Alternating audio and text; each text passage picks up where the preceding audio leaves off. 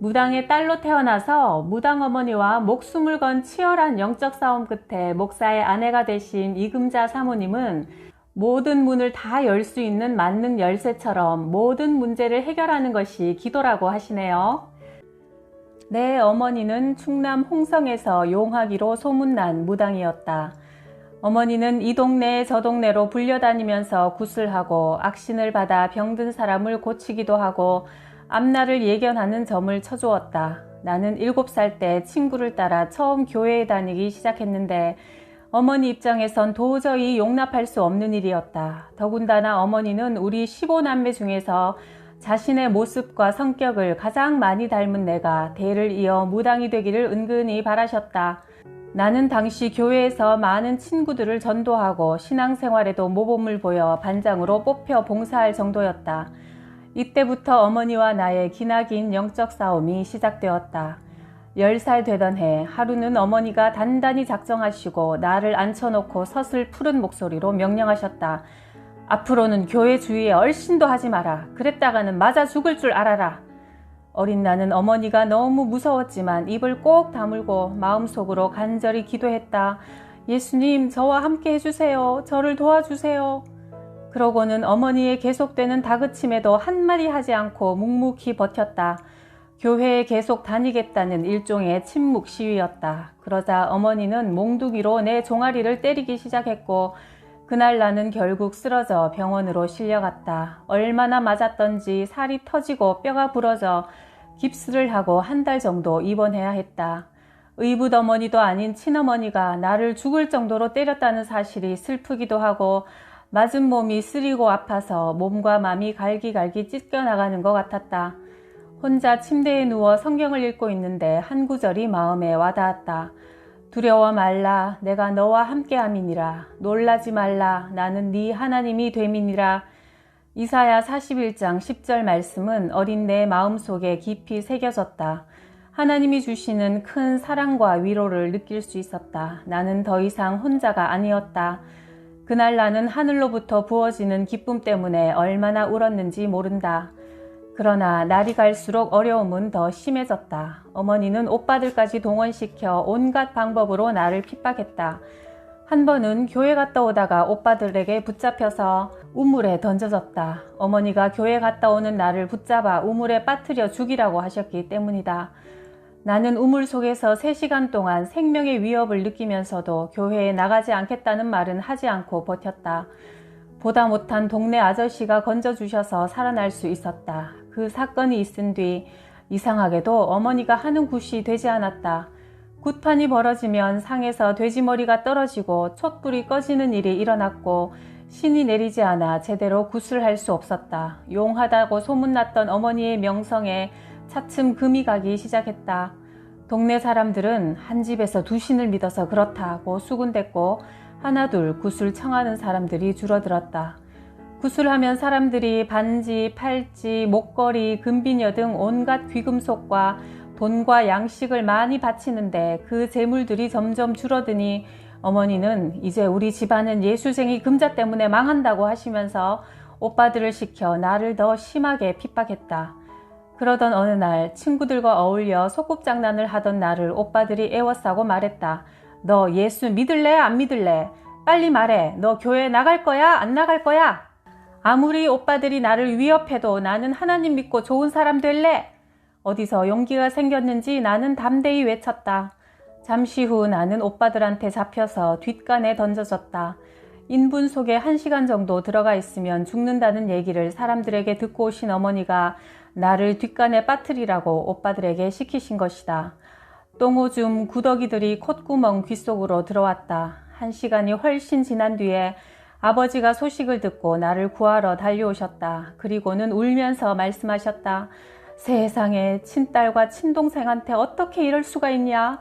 금자야, 네가 믿는 신이 너를 살려주실 거야. 아버지는 믿는다. 나는 인분독이 온 몸에 스며들고 구더기가 머리로 들어가서 죽을 것이라는 모든 이의 예상을 뒤엎고 살아났다. 어머니와 오빠들이 힘들게 할수록 나는 오직 하나님밖에 모르고 살았다. 초등학교 6학년 때 하루는 큰오빠가 학교를 마치고 집에 돌아오는 내게 커다란 삽을 들고 말했다. 너 때문에 우리 집안이 하루도 편할 날이 없어. 그러니 이제부터는 교회 문턱에 얼씬도 하지 않겠다고 지금 이 자리에서 대답해. 안 그러면 너 오늘 나한테 맞아 죽을 줄 알아.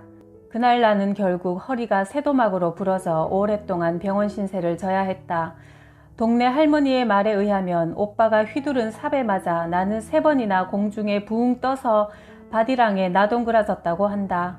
또 하루는 어머니가 굿하는 상에 쌀을 받쳐놓고 불공 드리는 모습을 보았는데 그때 문득 나도 어머니처럼 하나님께 귀한 쌀을 드리고 싶었다. 그러면 우리 집도 하나님께 복을 받을 것이라는 생각이 들어 그날부터 나는 몰래 쌀통에서 쌀을 꺼내 땅속에 파묻어 두었다가 주일날 교회에 가져가 성미를 드리곤 했다. 당시 어머니는 1년 중 가장 큰 굿판이 벌어지는 산신제를 준비하고 계셨다. 한 해를 시작하며 풍년과 마을 사람들의 건강을 기원하는 굿이었다.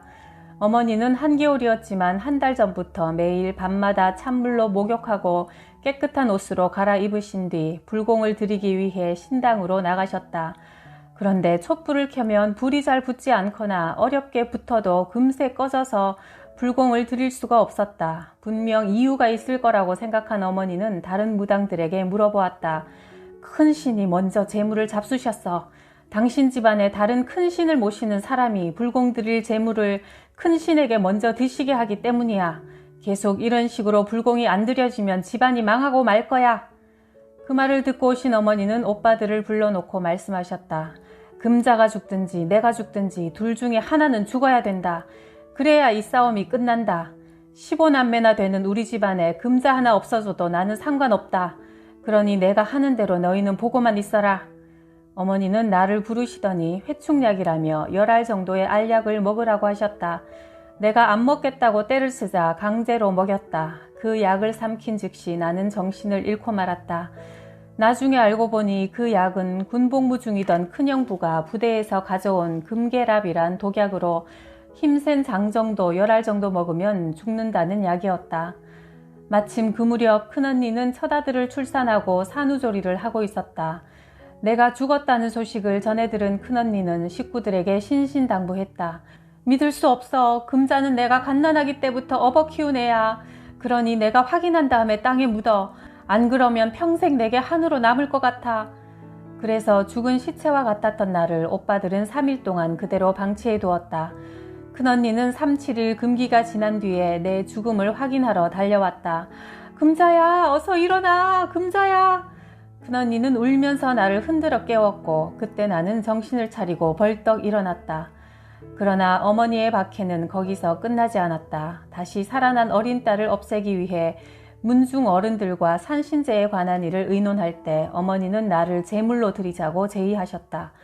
어떤 사람들은 반문할 것이다. 아무리 반대하는 종교를 믿는다고 해서 어떻게 엄마가 친딸을 죽이려고까지 할 수 있겠느냐고.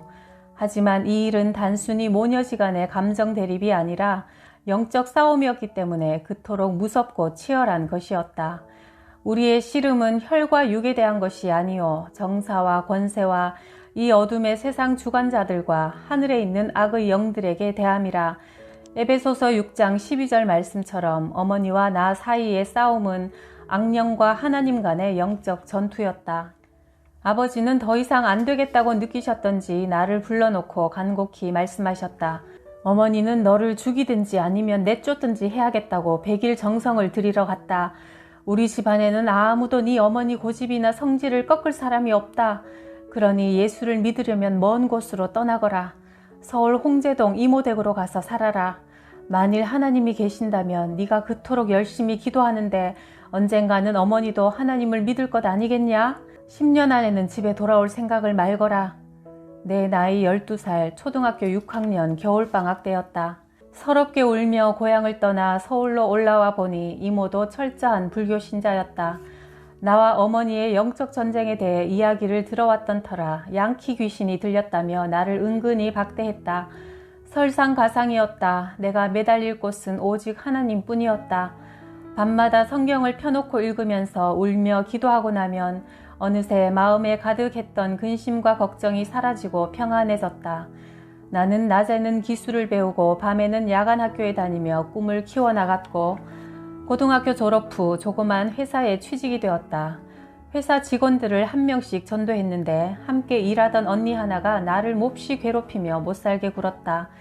그러던 어느 날 갑자기 그 언니의 입이 돌아가서 말을 못하게 되자 핍박하던 나를 붙잡고 기도해달라고 매달렸다. 언니와 나는 교회에서 밤새도록 손을 꼭 붙잡고 울면서 간절히 기도했는데 새벽 3시쯤 갑자기 방언이 터져 나오면서 입이 정상으로 돌아왔다. 이 사건이 있은 뒤 언니는 내 가장 좋은 협력자가 되었고 많은 동료들도 예수님을 영접하게 되었다. 25살에는 낮에는 일하고 저녁에는 야간 신학교에 다녔는데 마침 월급을 탔던 날 밤 기숙사에 도둑이 들어 10여 명 직원들의 돈과 옷을 도둑맞는 일이 생겼다. 나는 교회에서 밤을 지새우며 철야 기도를 하다가 새벽에 기숙사에 돌아와 보니 모든 동료들은 피해를 입었으나 내 옷과 돈만은 제자리에 그대로 놓여 있었다. 직원들은 나를 붙잡고 울면서 돈을 찾아달라고 하소연했다. 그들은 하나님이 내 것은 지켜주신다는 사실이 믿어졌는지 만약 자신들의 물건도 찾아주면 예수님을 믿겠다고 했다. 너는 범사의 그를 인정하라. 그리하면 내 길을 지도하시리라. 잠언 3장 6절 말씀이 떠올랐다. 하루아침에 한 달 생활비를 몽땅 잃어버린 직원들은 함께 일주일 금식하며 기도하기로 했다. 금식이 끝나던 날 아침 교회에서 기도하는데 갑자기 환상 중에 무지개가 나타났다. 내가 내 무지개를 구름 속에 두었나니 이것이 나의 세상과의 언약의 증거니라. 창세기 9장 13절 말씀이 떠올랐다. 나는 기숙사로 돌아와 수도가에서 양치질을 하는데 수도가 벽에 무지개가 그려져 있는 게 보였다. 내 눈을 의심하면서 무지개 있는 곳으로 발길을 향하니 곧바로 무지개는 사라지고 그 자리에 물기에 젖은 종이 쪽지 하나가 붙어 있었다. 너무나 놀랍고 신비스러운 일이었다. 그 쪽지에는 낯선 주소가 적혀 있었는데 도둑맞은 일과 관련이 있지 않을까 하는 생각이 스쳤다. 한쪽 구석에 쌓아둔 쓰레기에서 종이가 바람에 날려 그곳에 붙은 것 같았다. 경비 아저씨와 나는 쪽지에 적힌 집 주소를 찾아 길을 나섰다. 그 집을 물어 어렵게 찾아가니 놀랍게도 낯익은 옷가지들이 마당에 빨랫줄에 널려 있었다. 알고 보니 그 집은 어느 목사님 댁이었는데 은도라는 고3 딸아이가 저지른 일이었다.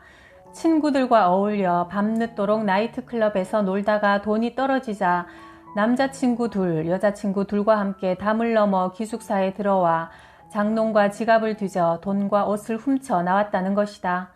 그런데 이상한 것은 내 옷장을 열고 옷을 꺼내려고 하면 뒤에서 뭔가 머리를 계속 잡아당기며 윽박질렀다고 한다. 놀라서 뒤를 돌아보면 아무도 없고 다른 친구들이 돌아가며 해보아도 똑같은 일이 생겼다. 무서운 생각이 들어 내 물건들은 얼른 제자리에 놓고 다른 사람들 것만 가지고 나왔다는 것이다. 그리고 쪽지는 서로 연락하기 위해 친구에게 주소를 적어준 것인데 당황한 나머지 떨어뜨린 것도 모르고 도망쳤다는 것이다. 그 일이 있고 난 후 은도는 나와 함께 1년 동안 같이 살면서 자신의 죄를 뉘우치고 새 사람이 되어 신학 공부를 했으며 지금은 목사 사모가 되었다. 또한 돌아간 입을 고침받았던 언니는 전도사가 되어 우리 교회에서 3년간 신방 전도사로 섬겼고 그때 기숙사에서 함께 생활했던 자매들도 모두 예수를 믿고 신앙생활을 잘 하고 있다.